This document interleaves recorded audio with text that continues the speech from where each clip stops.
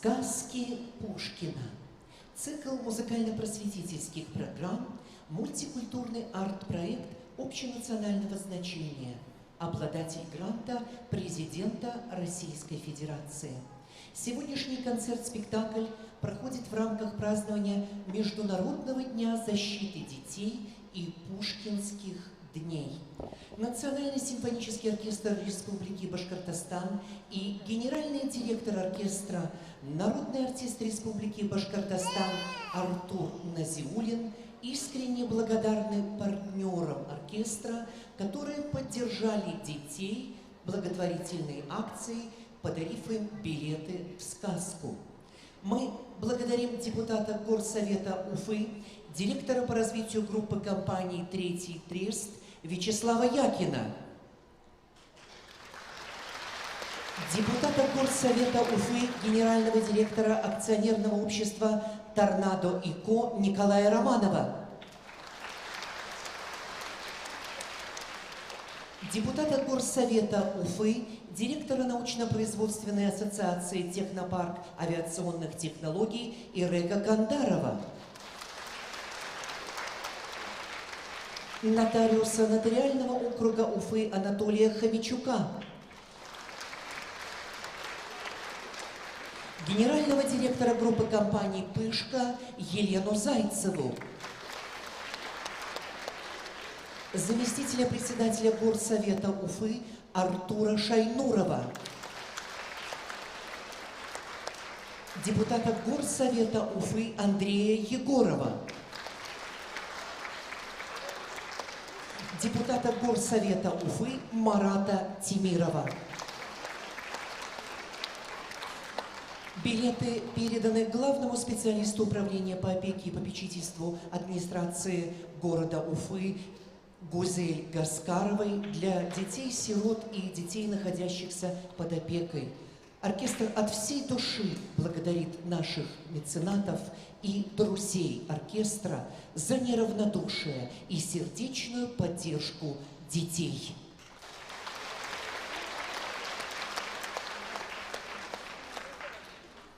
В роли сказочника автор сценария и режиссер-постановщик цикла, лауреат премии Москвы, лауреат Российской национальной премии «Овация» Петр Таторицкий.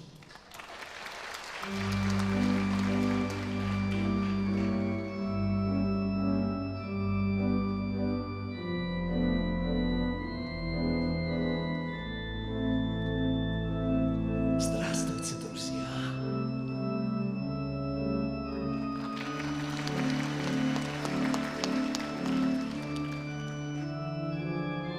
Слышите, как звучит эта старинная шарманка? Сколько мы повидали судеб на земле, сколько узнали самых разных историй. Верный друг сказочника — шарманка. У лукоморья дуб зеленый, золотая цепь на дубе том. Ну а дальше, я уверен, вы знаете, ведь это строки великого Александра Сергеевича Пушкина. Вчера поэту Пушкину исполнилось, более 200 лет. А ведь это ни много ни мало 2 века с лишним. Но сегодня, как и вчера, как и в прошлые годы и веки нашей истории, мы любим слог слова замечательного автора. И сегодня, в веке 21, его по-прежнему читаешь с удовольствием. Причем и стар, и млад. Удивительный гений. Но, между прочим, в свое время и в свои годы это был молодой человек. Остроумный, ироничный, обладающий удивительным чувством божественного юмора. Именно поэтому наверняка его сочинения так сегодня по-прежнему любимы.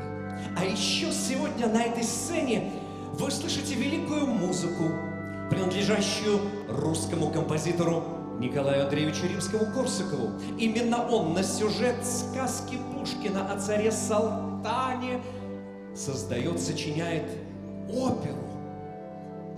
Остроумную, остросатирическую оперу о царе Салтане и его ближайших родственниках.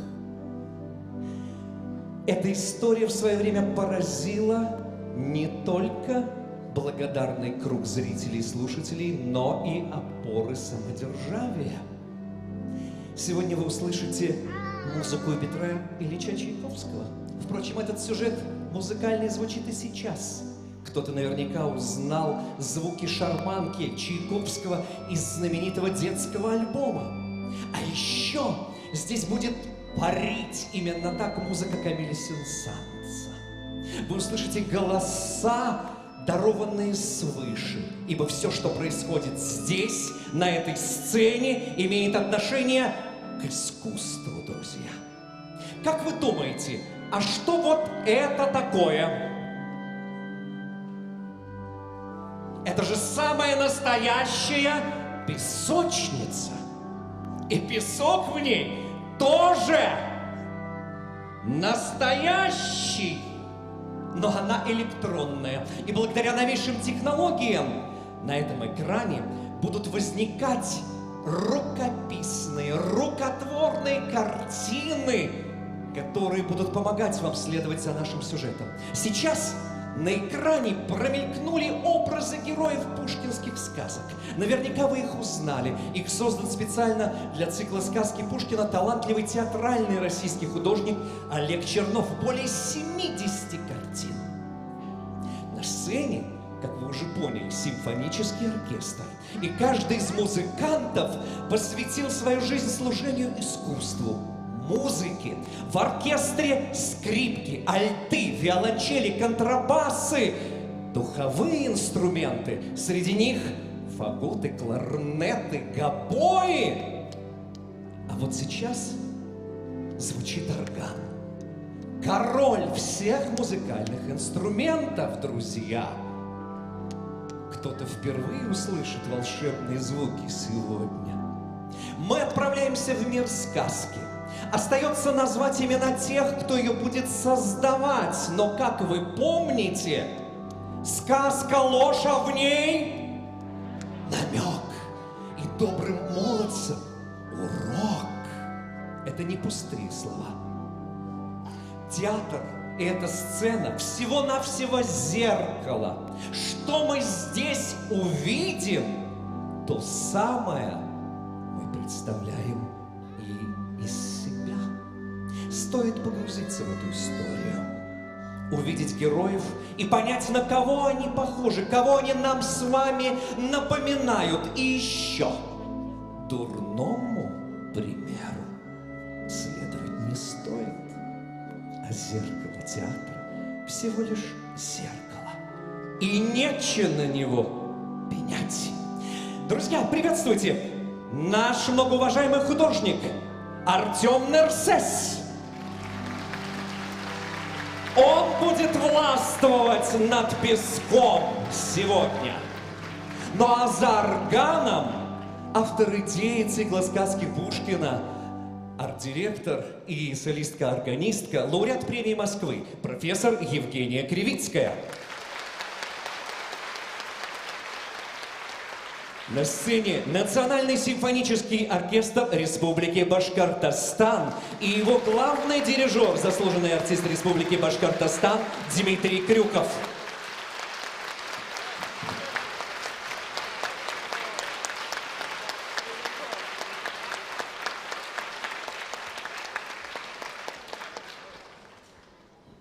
Сказка о царе Салтане, о сыне его славном и могучем богатыре князе Гвидоне Салтановиче и о прекрасной царевне Лебеди.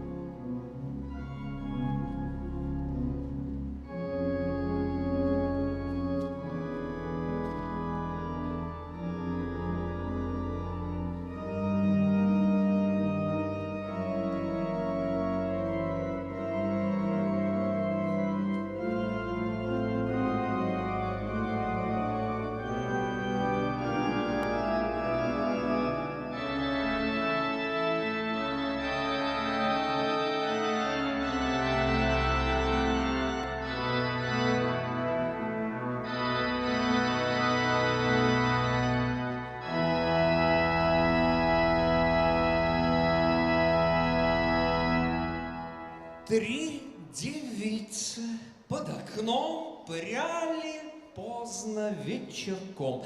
Кабы я была царица, говорит одна девица, то на весь крещеный мир приготовила бы я пир. Кабы я была царица, говорит ее сестрица, то на весь бы мир одна наткала я полотна. Кабы я была царица, третья молвила сестрица, я б для батюшки царя родила богатыря. Только вымолвить успела, дверь тихонько заскрипела, и в светлицу входит царь стороны той, государь. Во все время разговора он стоял позадь забора. Речь последней по всему полюбилась ему. «Здравствуй, красная девица, — говорит он, — будь царица и роди богатыря мне к исходу сентября». Вы ж, голубушки-сестрицы, выбирайтесь из светлицы, поезжайте вслед за мной и за сестрой. Будь одна из вас ткачиха, а другая повариха. Царь недолго собирался. В тот же вечер обвенчался. В кухне злится повариха, плачет у станка ткачиха, и завидуют они государевой жене. В те поры война была. Царь-салтан с женой простяся, на добра коня садяся, ей наказывал себя поберечь, его любя.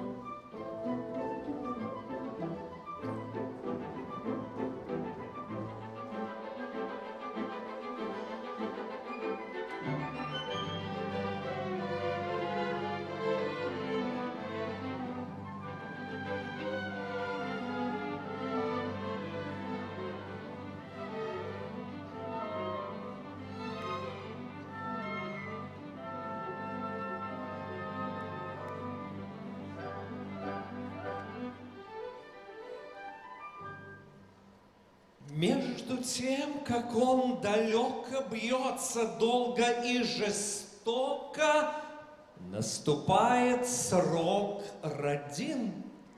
Сына Бог им дал в аршин, и царица над ребенком, как орлица над орленком, шлет с письмом она гонца, чтобы обрадовать отца. А ткачиха с поварихой, сватьей бабой бабарихой извести ее хотят. Перенять гонца велят, сами шлют гонца другого. Вот с чем от слова до слова. Родила царица в ночь не то сына, не то дочь, не мышонка, не лягушку, а неведому зверюшку. Царь-отец, что донес ему гонец, в гневе начал он чудесить, и гонца хотел повесить, но, смягчившись на сей раз, дал гонцу такой приказ: ждать царева возвращения для законного решения. Едет с грамотой гонец, и приехал, наконец, а ткачиха с поварихой, сватьей бабой бабарихой обобрать его велят. Допья на гонца паят, и в сумму его пустую суют грамоту другую, и привез гонец хмельной в тот же день приказ такой: царь велит своим боярам, времени не тратя даром, и царицу, и приплод тайно бросить в бездну. Вот!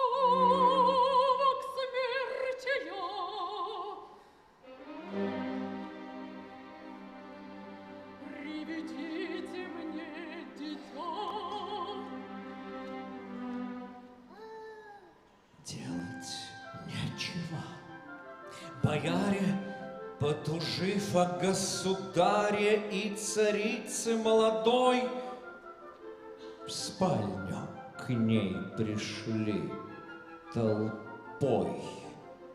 Объявили царскую волю, ей и сыну злую долю. Прочитали вслух указ, и царицу в тот же час в бочку с сыном посадили.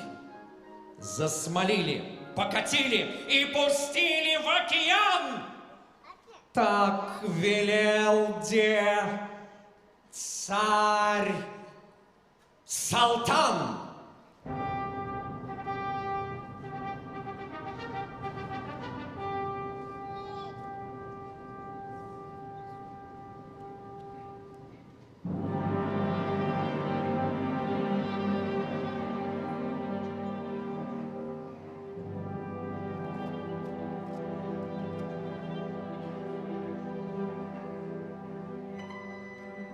В синем небе звезды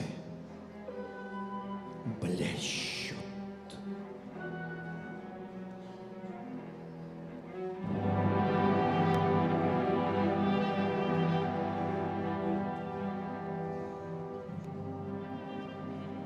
В синем море волны хлещут.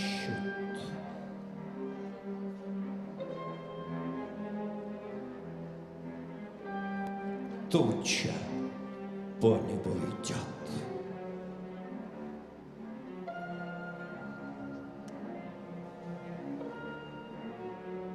Бочка по морю плывет.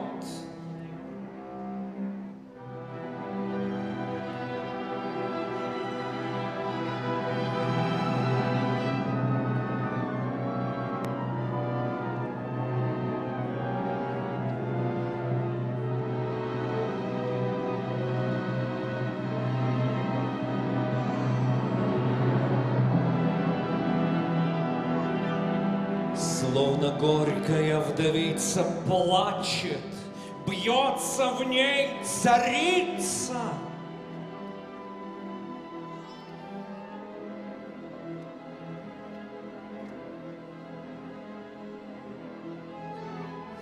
И растет ребенок там не по дням, а по часам.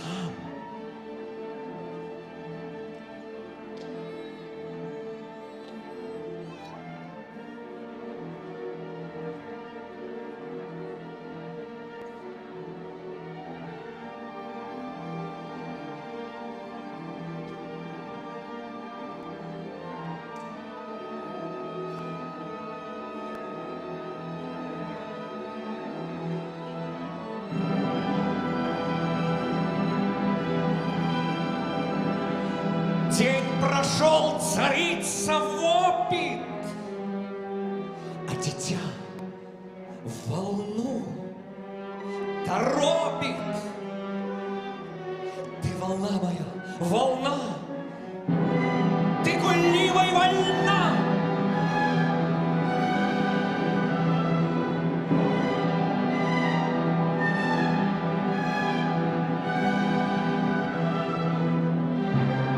Блещешь ты куда захочешь, ты морские камни точишь, топишь берег ты земли, подымаешь корабли.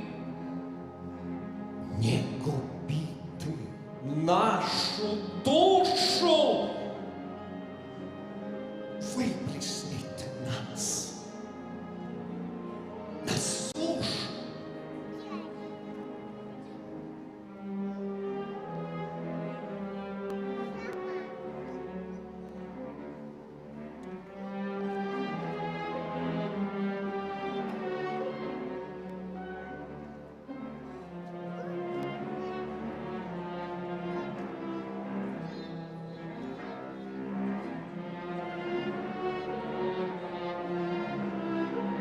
И послушалась волна.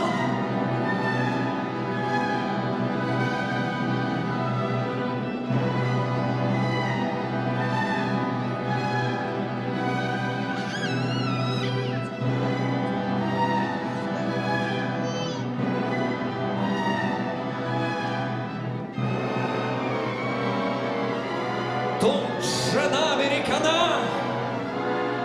бочку вынесла легонько.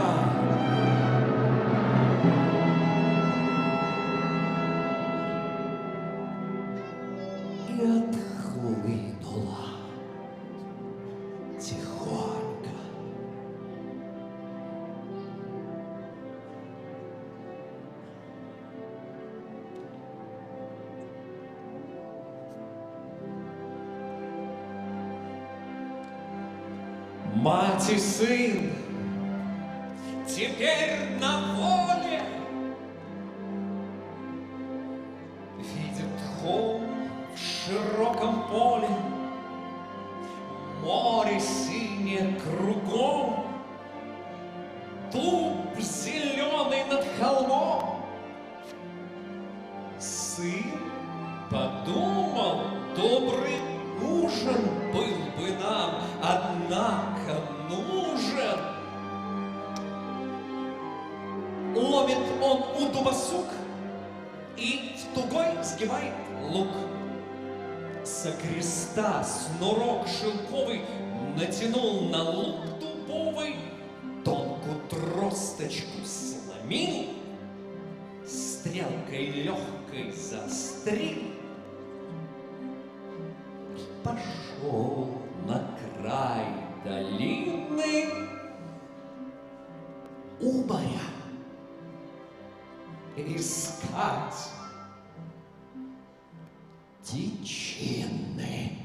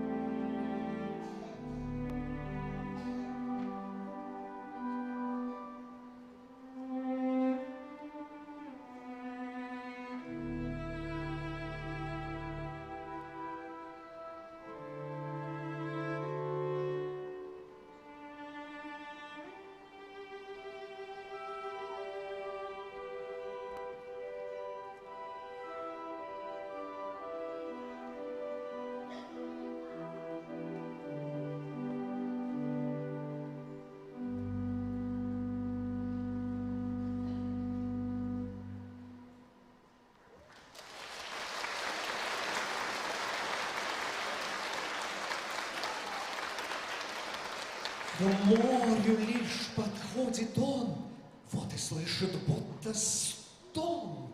Видно, на море не тихо смотрит, видит, дело лихо бьется. Лебедь средь зыбей, коршун носится над ней. Тот уж когти распустил, клев кровавый навострил. Но как раз стрела запела, в шею коршуна задела. Коршун в море кровь пролил, лук царевич опустил, смотрит. Коршун в море тонет, и не птичьим криком стонет лебедь. Около плывет, злого коршуна клюет, гибель близкую торопит, бьет крылом и в море топит, и царевичу потом молвит русским языком.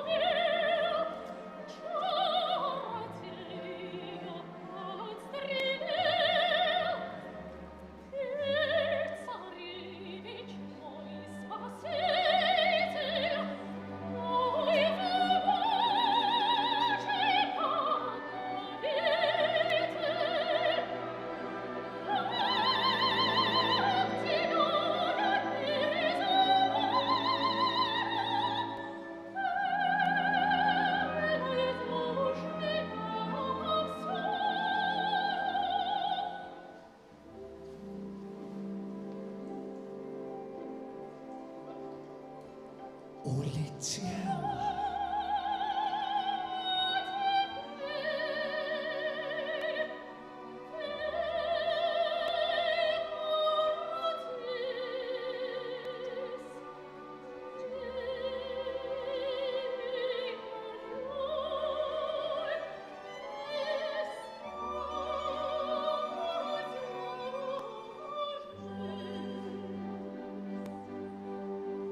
Улетела лебедь-птица.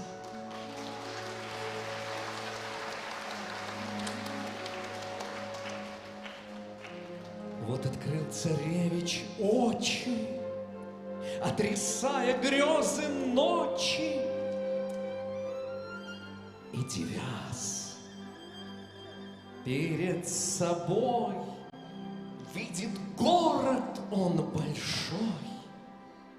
То ли будет, вижу я, лебедь тешится моя.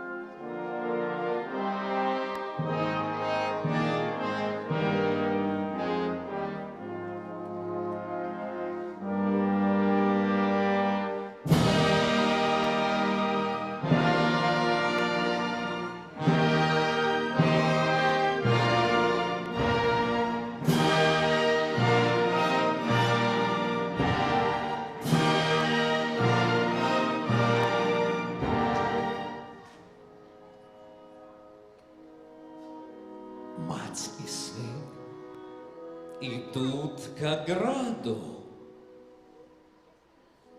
Лишь ступили за ограду, оглушительный трезвон поднялся со всех сторон.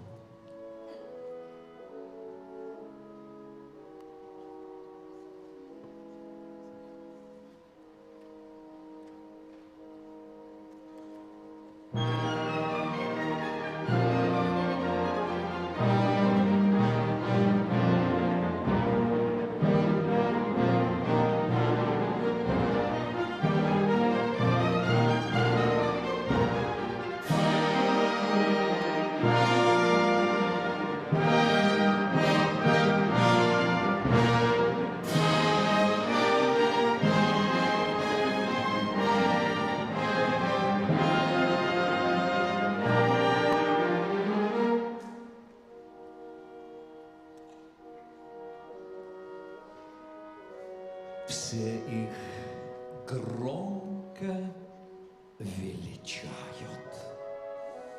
и царевича венчают княжей шапкой и главой возглашают над собой. Тот же день стал княжить он и нарекся князь Гвидон.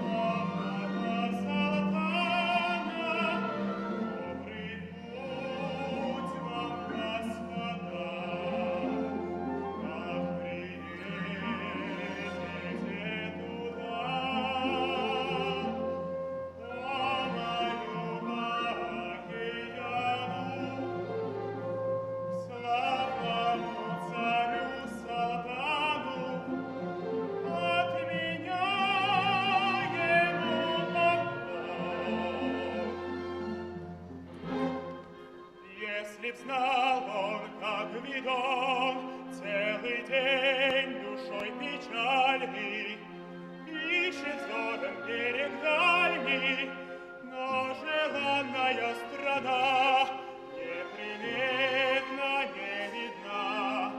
Нету ночи, сердце просит, так и тянет, и уносит, как и манит, но на год, что же лебедь не плывет.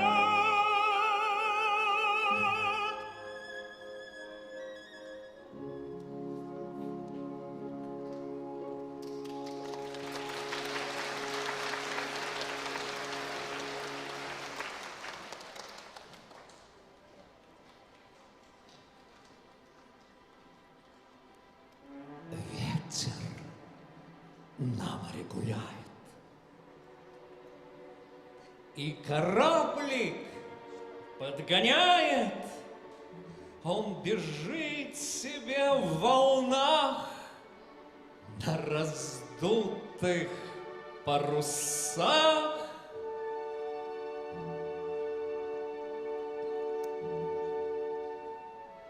Корабельщики дивятся, на кораблике толпятся, на знакомом острову чудо видят наяву. Город новый, златоглавый, пристань с крепкою заставой, пушки с пристани палят, кораблю пристать велят. Пристают к заставе гости. Князь Гвидон зовет их в гости. Их он кормит и поит, и ответ держать велит. Чем вы, гости, торг ведете, и куда теперь плывете? Корабельщики в ответ: мы объехали весь свет, торговали с соболями, чернобурыми лесами, а теперь нам вышел срок, едем прямо на восток, мимо острова Буяна, в царство славного Салтана. Князь им вымолвил тогда: добрый путь вам, господа, по морю, по океану, к славному царю Салтану. Да скажите, князь Гвидон шлет царю где свой поклон. Гости в путь, а князь Гвидон с берега душой печальной провожает бег их дальний. Глядь, поверх текучих вод лебедь белая плывет.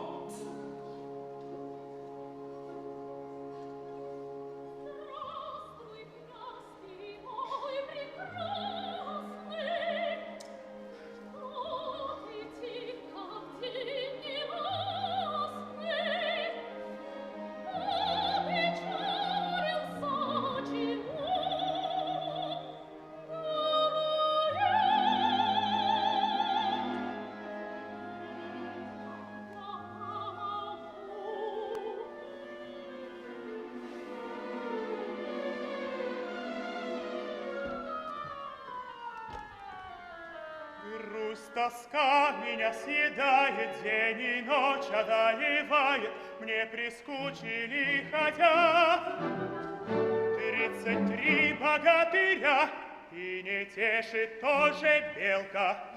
Хоть и чудо да безделка, ты порадуй молодца. Видеть я б хотел отца невидимкой. Вот в чем горе, ну послушай, хочешь в море полететь за кораблем, а верну тебя швею, просвети теперь спустися, в море трижды окунися, да не бойся с головой.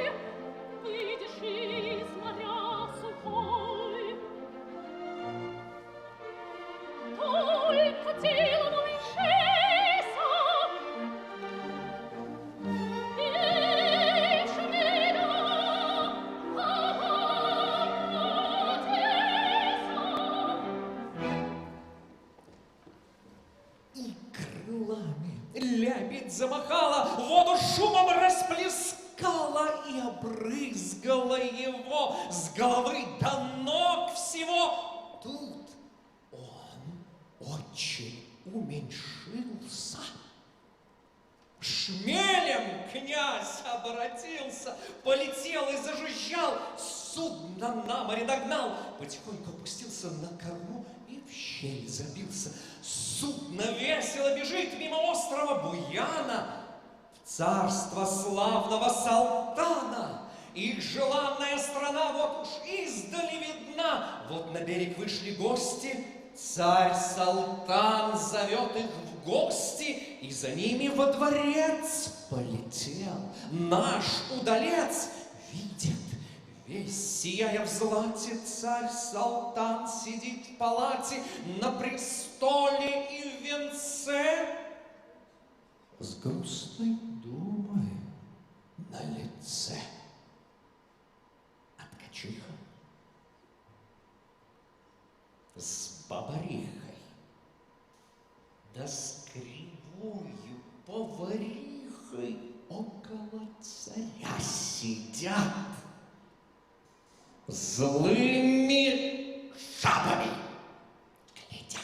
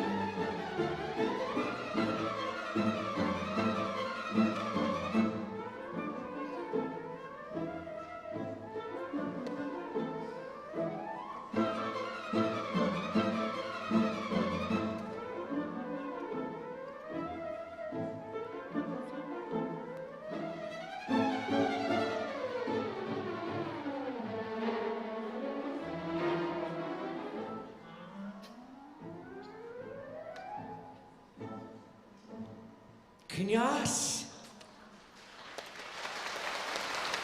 Вы узнали наверняка, это же полет шмеля!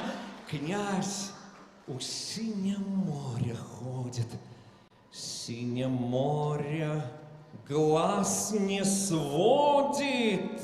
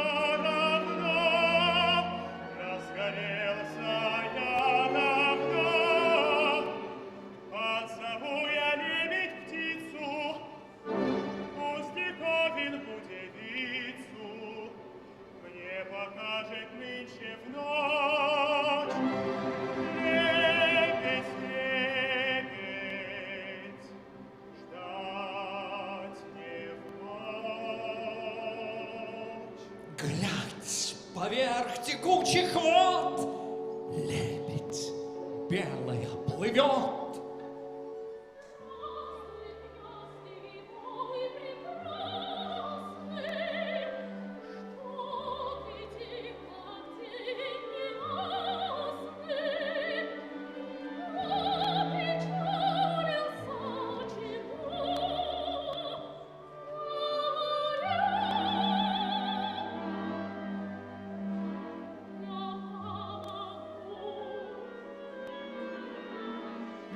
Грусть, тоска меня съедает, день и ночь одолевает.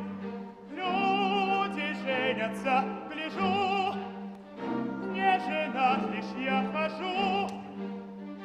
А кому же на примете ты имеешь? Да на свете, говорят, царевна есть, что не можно глаз отвесть.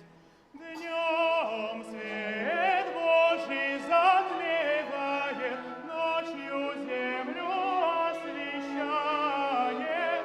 Месяц над косой блестит, а во лбу звезда горит, а сама-то величава выступает словно пава, сладкую речь-то говорит, словно реченька журчит, только полна правда ли это? Что ж молчишь, не дашь ответа? Как веселый Слушай, лебедя, елку, милой волей брежу ею наяву. Вот теперь закрою очи, и сомнись теплой ночи, что не птица говорит.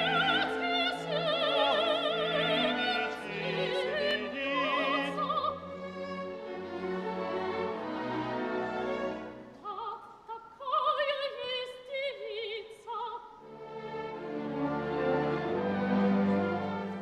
но жена не рукавица. С белой ручки не стряхнешь, и за пояс не заткнешь. Услужу тебе советом, слушай обо всем об этом, раздумай ты путем, не раскается потом. Брат, чем хочешь побожиться, что пора уж мне жениться, что об этом, обо всем передумал я путем и готов душою страстной за царевною прекрасной. Я пешком идти от сеть, хоть за 3-9 земель. Нет, зачем искать далеко?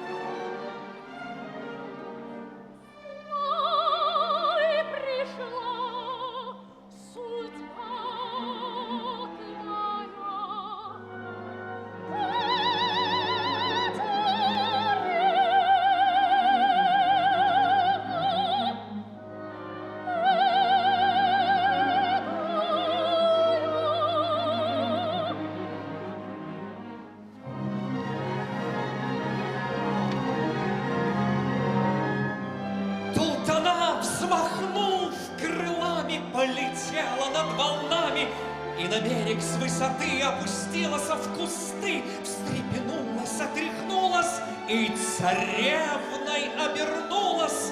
Князь царевну обнимает, к белой груди прижимает и ведет ее скорей к милой матушке своей.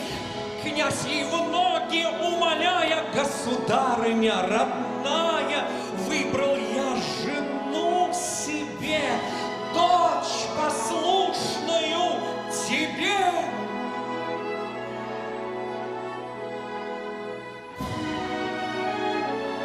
Князь недолго собирался, на царевне обвенчался, стали жить да поживать, да приплода поджидать.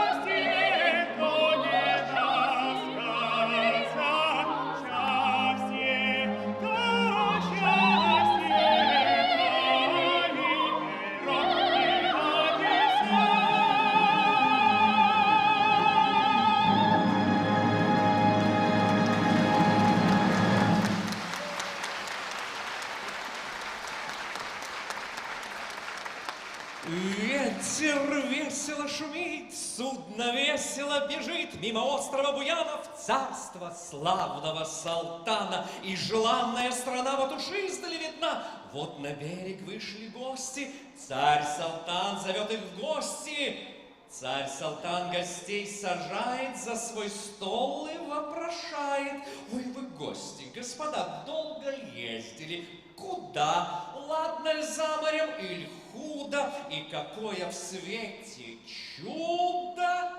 Корабельщики в ответ: мы объехали весь свет. За морем житье не худо, в свете ж вот какое чудо!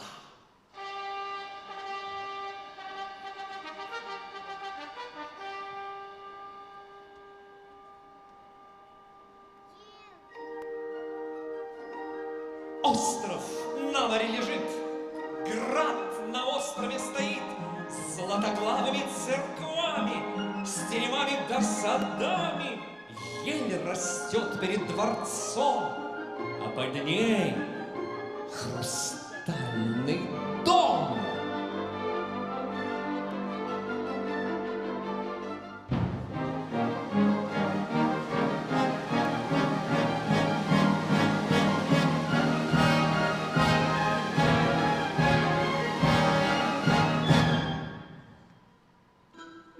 Белка там живет ручная, да чудесница какая! Белка песенки поет, да орешки все грызет. А орешки непростые, скорлупы-то золотые, ядра чистый изумруд. Белку холят, берегут.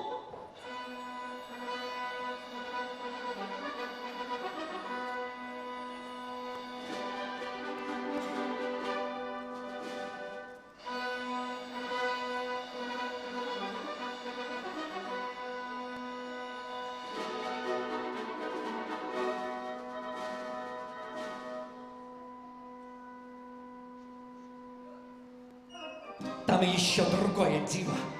Море вздуется бурливо, закипит, подымет вой, хлынет на берег пустой, разольется в скором беге и очутится на бреге.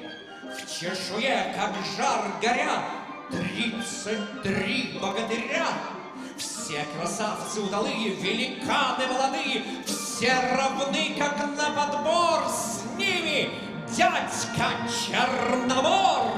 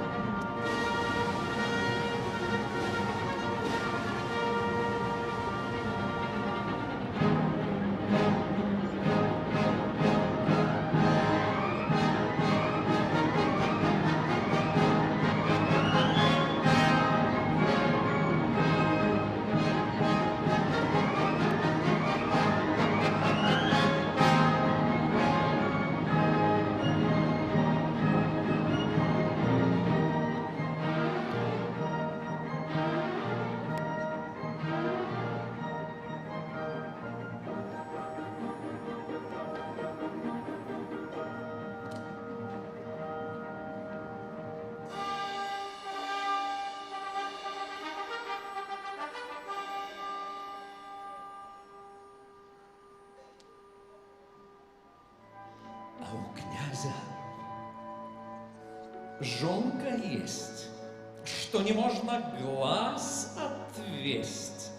Днем свет Божий затмевает, ночью землю освещает. Месяц под косой блестит, а во лбу звезда горит. Князь Гвидон тот город правит, всяк его усердно славит. Он прислал тебе поклон, да тебе пеняет он. К нам, где в гости обещался, а доселе не собрался.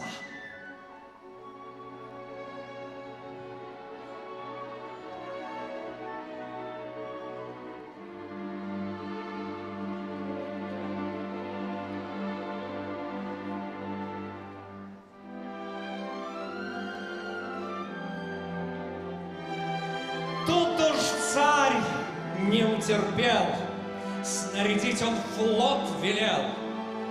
А ткачиха с поварихой, сватьей бабой бабарихой не хотят царя пустить, чудный остров навестить. Нынче ж еду. Тут он топнул, вышел вон и дверью хлопнул.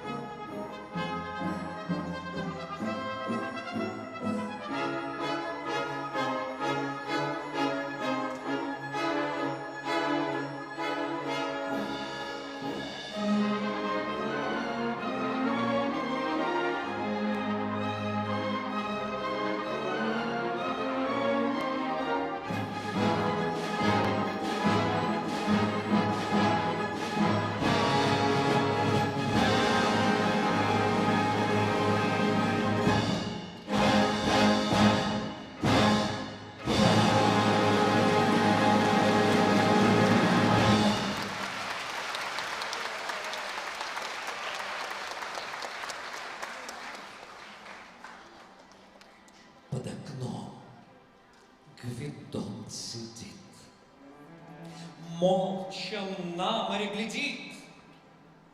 Не шумит оно, не хлещет, лишь едва-едва трепещет. И в лазоревой дали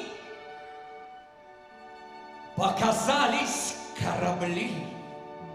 По равнинам океана едет флот царя Салтана.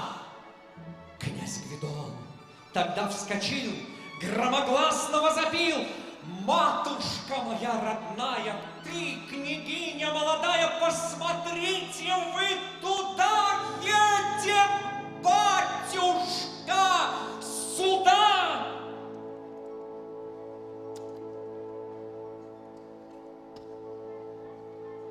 Флот уж к острову подходит, князь Гвидон трубу наводит. Царь на палубе стоит и в трубу на них глядит. К морю сам идет Гвидон, там царя встречает он с поварихой-ткачихой, сватьей бабой-бабарихой. В город он повел царя, ничего не говоря. Ох, могучий князь Гвидон, повелитель всех сторон, знал я, бывала радость, ведал ласки женской сладость. Наградил нас Бог женой, не сыскать другой такой, не сыскать другой такой.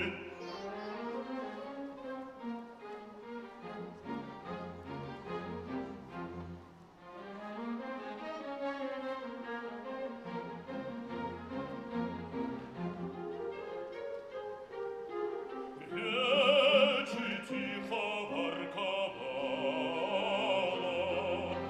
очи долу опускала, и румяна, и бела, и обычаем мила.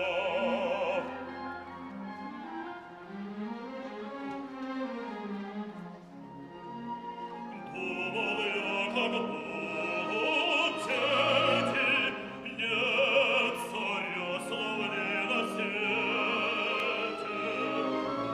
И душа мы в душу с ней жили ровно 20 дней, жили ровно 20 дней.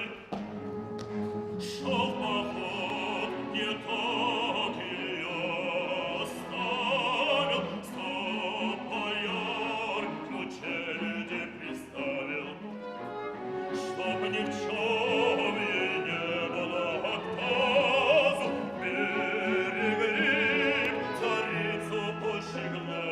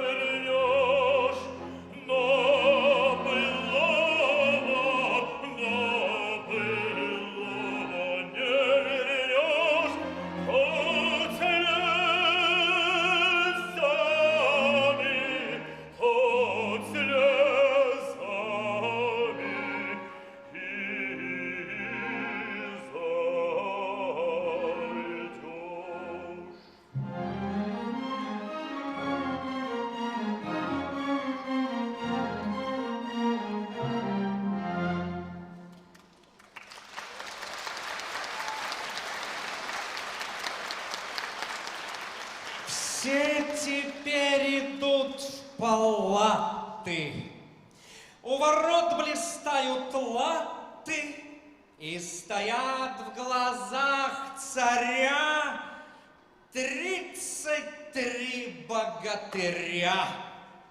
Царь ступил на двор широкой, там под елкой высокой белка песенку поет, золотой орех грызет.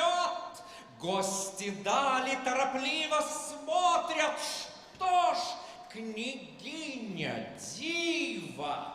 Под косой луна блестит, а во лбу звезда горит, а сама-то величаво выступает, словно пава, и свекровь свою ведет. Царь глядит и узнает.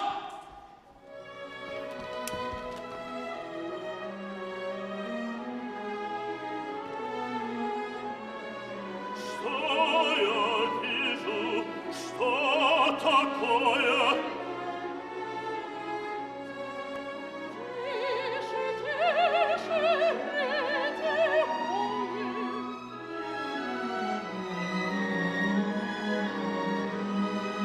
Как-то готовый целился,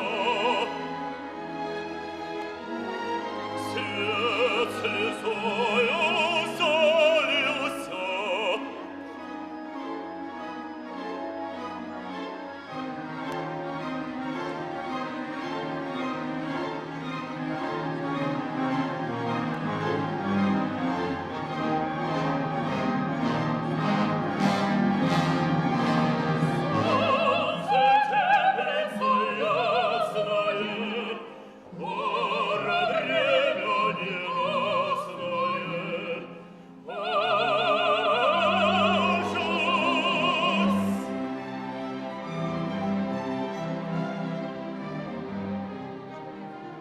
Снова жизнь начинается, полно по свету мается, смелой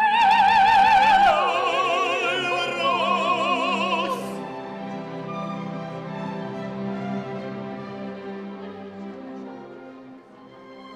Где, скажи, твое дитя?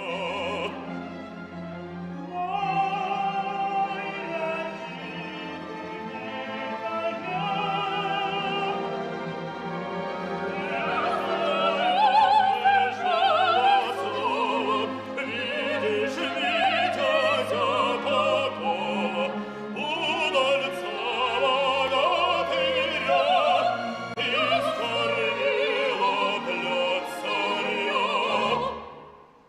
Царь слезами залился, обнимает он царицу и сынка, и молодицу, и садятся все за стол, и веселый пир пошел. А ткачиха с поварихой, сватьей, бабой, бабарихой разбежались по углам. Их нашли на силу там. Тут во всем они признались, повинились, разрыдались. Царь для радости такой отпустил всех трех домой. День прошел. Царя Салтана уложили спать в пол пьяно. Я там был. Мед, пиво пил, да усы лишь обмочил.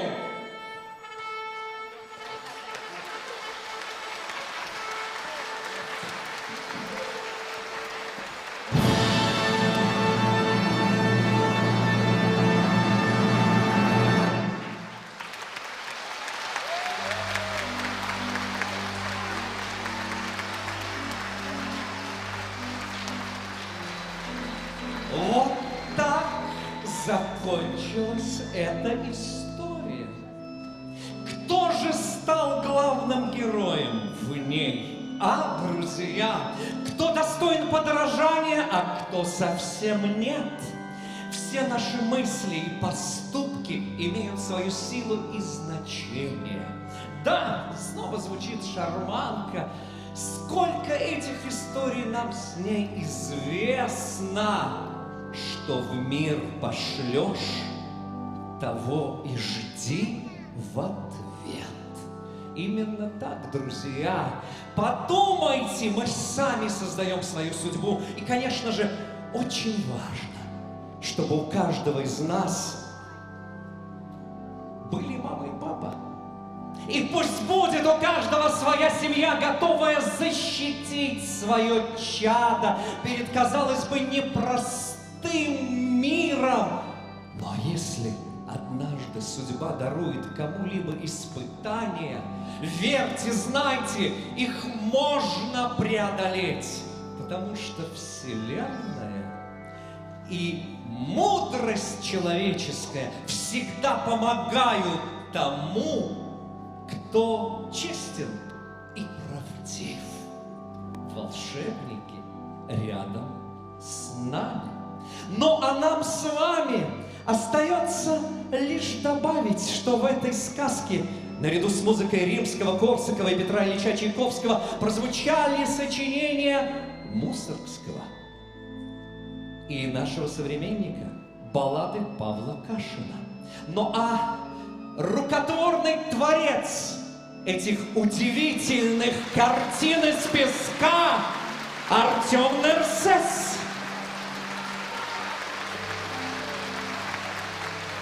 Снова на экране образы героев Пушкина. Мы с вами их знаем. И на экране строки великого поэта, которые нам хорошо известны. Но сейчас настает время поприветствовать и поблагодарить артистов, которые создали образы этой сказочной истории. И прежде всего мы представим вам великолепных музыкантов, которые исполнили соло в этой истории. Народный артист Республики Башкортостан Ильшат Муслимов, скрипка.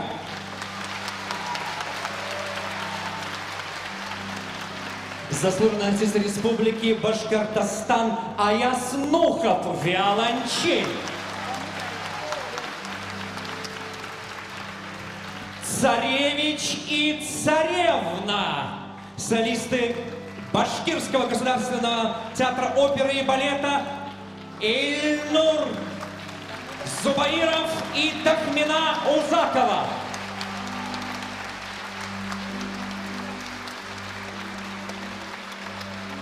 Лебедь, солистка Башкирского государственного театра оперы и балета, заслуженная артистка Республики Башкортостан Софья Саитова.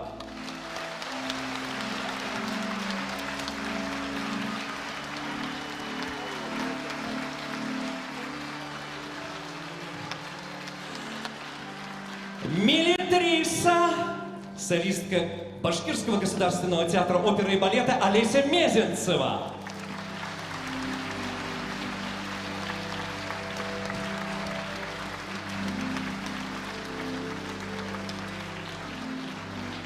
Царь-Салтан, солист Башкирского государственного театра оперы и балета, народный артист Республики Башкортостан Артур Каипкулов.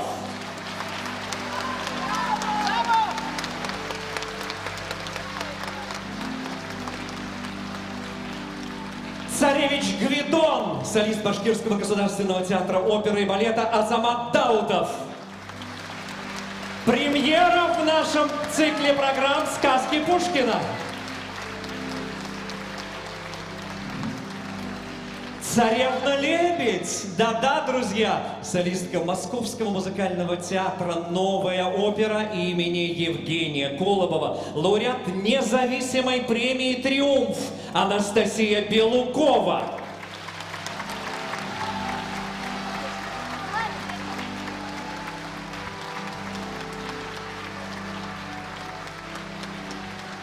Ну а за органом автор идеи цикла «Сказки Пушкина» арт-директор и солистка, лауреат премии Москвы, профессор Евгения Кривицкая.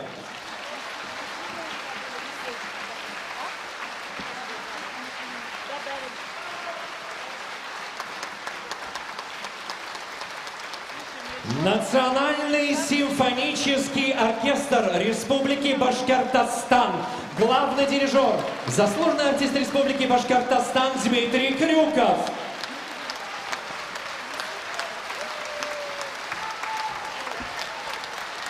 Мы искренне благодарим генерального директора оркестра, маэстро, народного артиста Республики Башкортостан Артура Назиуллина за эту возможность сказок Пушкина в Уфе.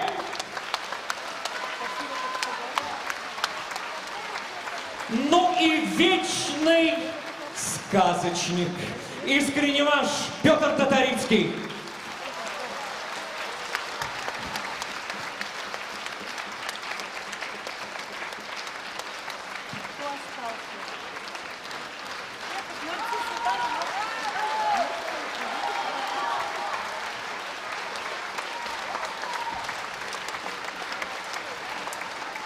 Артем Нарсес, Таквина Узакова и Ильнур, Софья Саидова,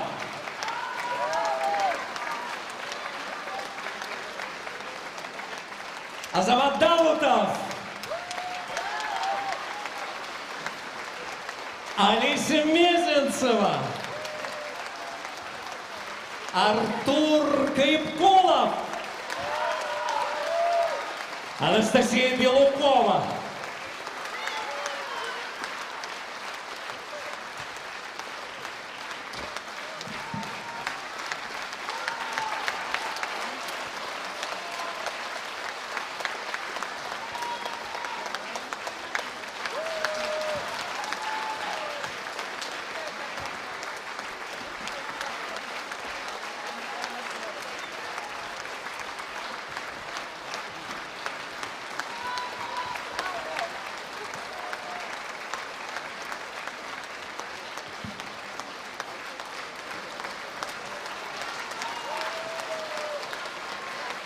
Друзья, сейчас в эти минуты артисты и оркестр начнут покидать эту сцену. Но тот, кто останется в этом зале, уверен, мы споем вместе, и вы подхватите эти строки великого Пушкина.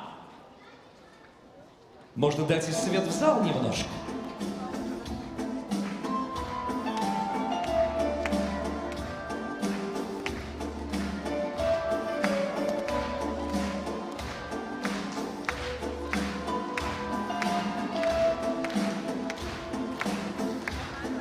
Я памятник себе воздвигни рукотворный, к нему не зарастет народная тропа. Вознесся выше он главою непокорной.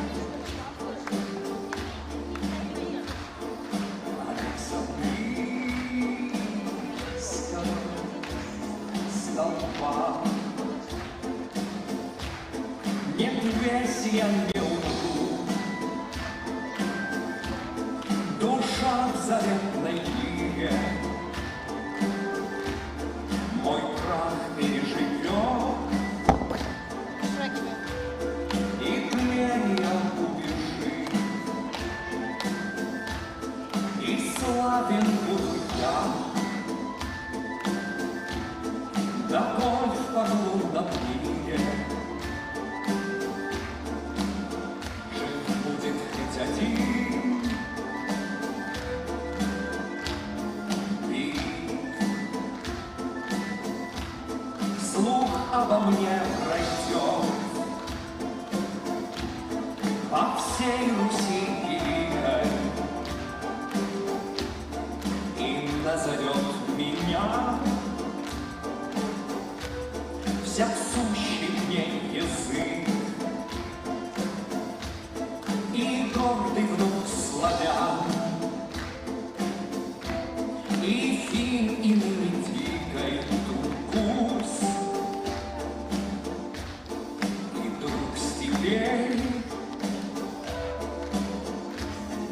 холмы. И долго будут все любезен я народу, что чувства добрые я лирой пробуждал, что в мой жестокий век восславил я свободу и милость к падшим призывал, велению Божию он забудь послушно, обиды не страшась, не требуя венца, хвалу